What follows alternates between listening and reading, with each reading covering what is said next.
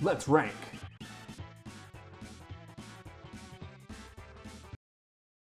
Big Apple, 3 a.m.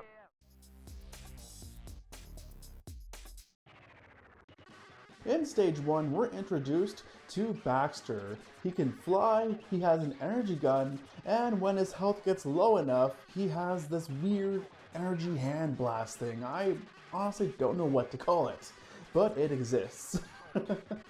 He's not too aggressive, and as long as you follow the shadow, you can actually damage him in the air.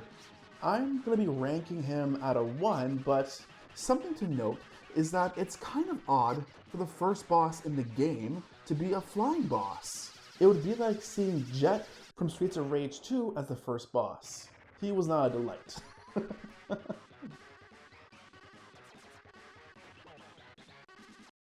Alley Cat Blues.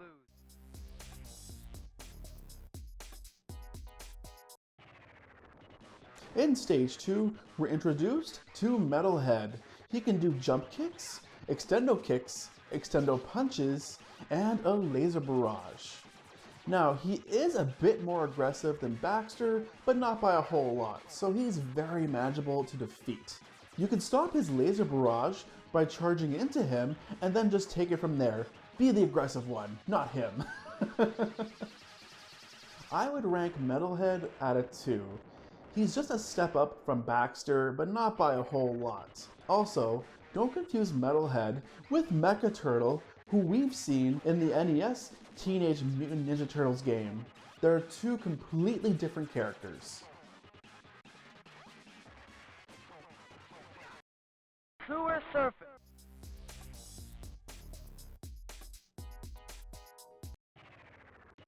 In stage 3, we're introduced to the Rat King.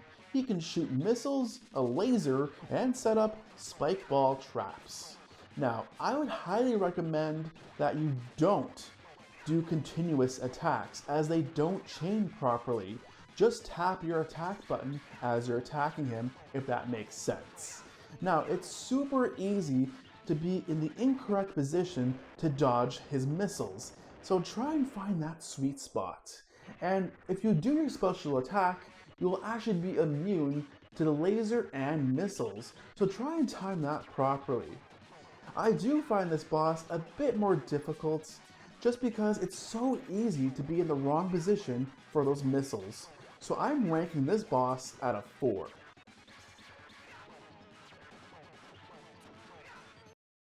Technodrome. Let's kick shout. In stage 4, we're introduced to Tokka and Rahzar. Tokka has a frost breath, does charges, and can do a drop slam. Rahzar has a flame breath and can do a swipe. And they both have this cool little team attack, and I've done this boss battle so many times that I forget what it is, but I'm pretty sure it's just a combined charge. Now, it's easy to stop this by just attacking them, and they kind of fall off of each other, as when they're doing their team attack, they stack on top of each other. Pretty cool. But it's quite difficult to deal with these two, as you're dealing with fire breath and frost breath. I would highly recommend to take out Rahzar first, then Tokka. Rahzar seems to be the more aggressive one, where Tokka just seems just to be there, but he does a pretty aggressive charge. I would still recommend taking out Rahzar first, then Tokka. I'm going to be ranking this boss fight at a 5. You're dealing with 2 enemies and 2 different types of elements. Pretty cool, fire and ice. What's also an interesting fact is that these 2 villains are from the live-action Teenage Mutant Ninja Turtles 2, The Secret of the Ooze. Technodrome. Let's kick shout.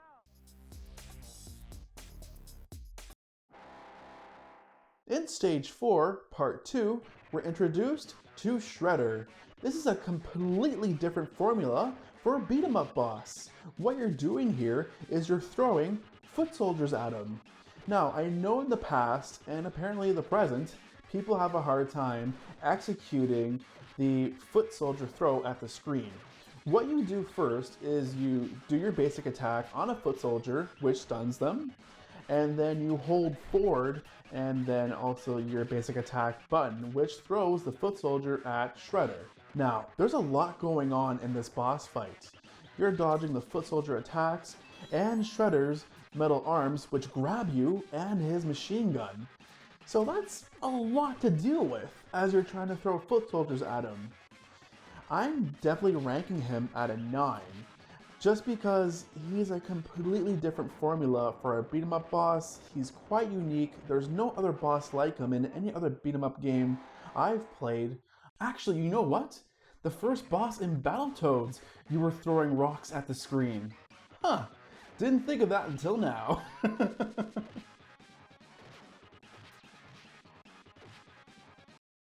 Prehistoric Turtlesaurus.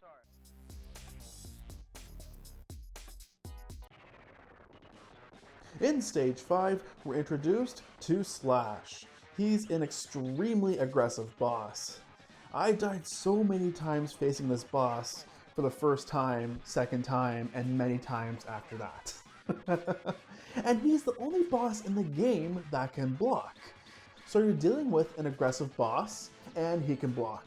Amazing formula for frustration. But he does have a weakness. You can attack his back. Now I know it's easier said than done, but there is quite a tell when you can easily attack his back. Whenever he walks vertically, you can just attack his back. It wasn't obvious for me at first, but when I saw it, I was like, this is really weird. He's not doing anything except walking vertically. And then when I attacked him, I was like, okay, so I have to make him do this odd walk vertical up and down. So the way that I was able to trigger this was by just kind of running around until he does it, or triggering it with doing jump kicks. Oh, and by the way, you're welcome. Many people get stuck on this stage, and it's funny, you know, Stage 4 Part 2 and Stage 5 seem to be the hardest bosses in the whole game. But Slash for me he was a pain at first, but once I found this out, he wasn't too bad. But in the end though, I'm ranking him at a 10. A lot of people get frustrated with this boss, and I can see why. Believe me, I have had the pain of trying to deal with him and figuring out a strategy. So I'm happy I can show you this, and you can continue forward with the game.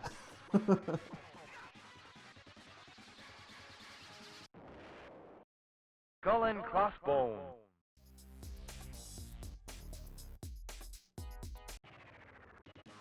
In Stage 6, we're introduced to Rocksteady and Bebop in pirate form. They both have a basic attack and charge. Now Rocksteady is a bit more aggressive than Bebop, and he has a long-range melee attack. So instinctively, you'll want to take out Rocksteady first. And when you do, he actually takes out Bebop. So it's always fun to start this boss fight and just strictly aim for Rocksteady. But that can be quite difficult though, as Bebop is always trying to help Rocksteady, so there's no shame in taking out Bebop first, then Rocksteady. But then again, like I said, it's always fun to see Rocksteady get mad at Bebop if you take out Rocksteady first. I do find Rocksteady's charge a bit random at times, and that long-range melee attack always gets me. I keep thinking, I'm out of range, and nope, it gets me. I'm ranking Rocksteady and Bebop at a 7. Bury my shell at Wounded Knee.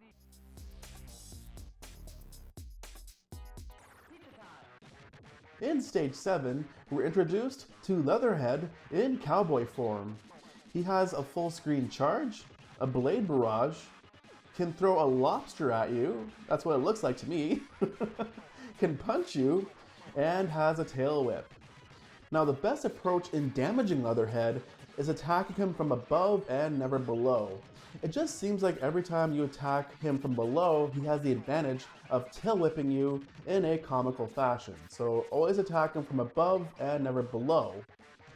So he has an extensive move set, but he's not that difficult at the end of the day, because he always goes from one end of the screen to the other, and as long as you're above him, you can always damage him. So I'm ranking Leatherhead at a 6.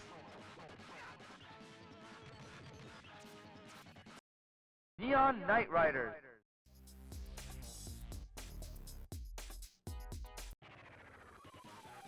In Stage 8, we're introduced to Krang's Exoskeleton. He can do a kick charge, shoot rockets, and a hammer fist.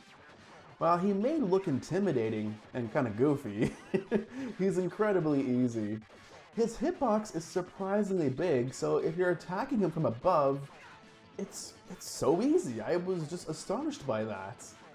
You know, he makes a brief appearance in the first stage, and you know, he's got that cool laser eye beam, but he's not that difficult here. So I'm ranking him at a 3.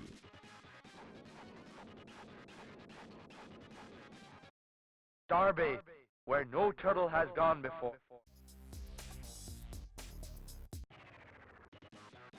In Stage 9, we're introduced to Krang and his spaceship. He can shoot bubbles, do a spaceship slam, and release drones that shoot an annoying electrical projectile. I found this boss fight to be pretty difficult as Krang's hitbox is completely random. I instinctively was following the shadow and thinking, oh, I could just attack here. Nope, that didn't work. And I kept attacking at different points, and sometimes it worked and sometimes it didn't. So the fact that his hitbox is so random makes this boss fight last longer than it should, and his attacks can be pretty devastating. So I'm ranking Krang at an 11, which makes him the most difficult boss in the entire game.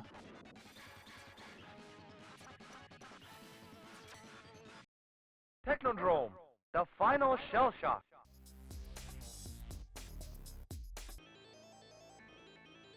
In Stage 10, we're introduced to Shredder, the final boss of the game.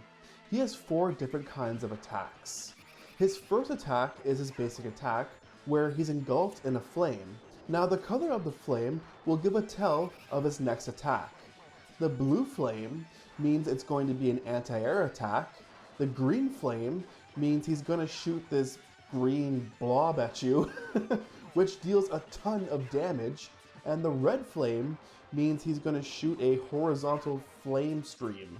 Yep, you heard me right. A horizontal flame stream. Now I find he's a bit aggressive with his engulfed flame attack as he dashes from point to point. So you have to be very careful and just keep your distance from him. I find the best way to damage him is to do a jump kick into him and then do your basic attack.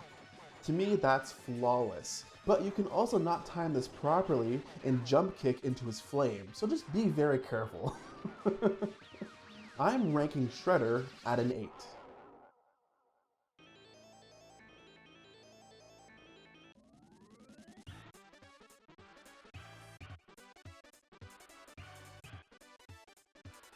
Now that we've gone through the game, let's put the bosses in order by their ranked difficulty. Did any of these surprise you? Which bosses give you the most trouble? Comment below! Also, let me know if you're excited for the new Teenage Mutant Ninja Turtles game. Thank you so much for watching. Remember to like and subscribe. I'm Rob J. Thank you for entering the Nova, and I'll see you next time. Take care.